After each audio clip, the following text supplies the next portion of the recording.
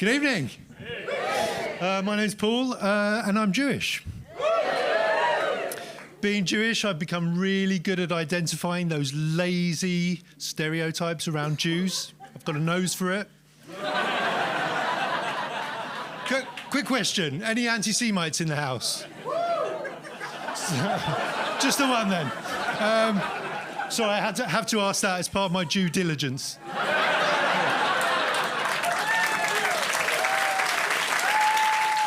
These guys have raised some brilliant amounts of money for some brilliant charities, but there are some rubbish charities out there and some really weird ones out there.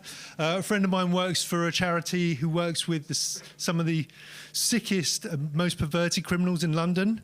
What they do is they, when they come out of prison, they get them jobs and they get them into musical theatre to keep them off the streets. They've had some real successes. There's one guy who came out of prison last year. They've got him a job fixing satellite dishes, and they've given them a lead the lead in their new production of Kitty Fiddler on the Roof. There's another guy who did 6 months for Bestiality, and he's now auditioning for Phantom of the Opera. He'd rather be in Cats. It doesn't always work. Apparently, if you've got a chorus line of ex-flashers, it's very dangerous to tell them it's opening night. Poor woman in the front row nearly had a stroke, but she couldn't quite reach. I'm a dad. I've got a little boy who loves sport. We watched the Beckham documentary the other week. He absolutely loved it because when he grows up, he wants to be an adulterer. We watch the news as well because I like to educate him. It's pretty depressing most of the time, but, you know, you get some good stories. Did anyone see the story a couple of months ago about the cheating chess champion?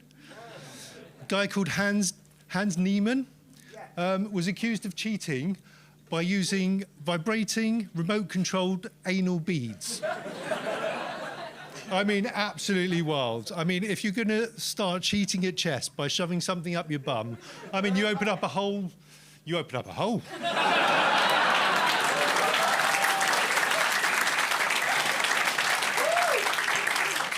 thought it was weird because in my house it's the other way around. We use sex toys to stop people from cheating. You know, bear with me. I mean, it started quite innocently with a blindfold for hide and seek, and then it was a little whip if you took too many cards. And then it's kind of escalated from there, and that's okay. That's okay in your own home. But my wife invited her grandparents round, and apparently not everyone enjoys a game of ball gag charades. Poor Grandma Pat, she still gets choked up to this day.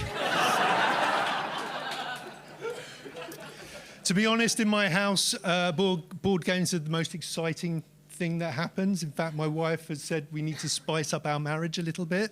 It's not going too well. She asked me to talk dirty to her the other week, and then she got upset when I made a comment about rimming. I told her it was tongue-in-cheek. She bought a book, 30 Positions of the Kama Sutra.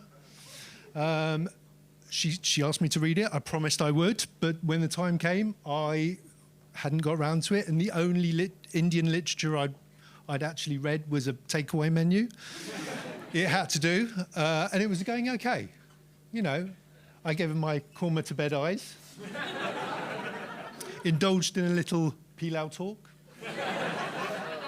and things were going anything but dull.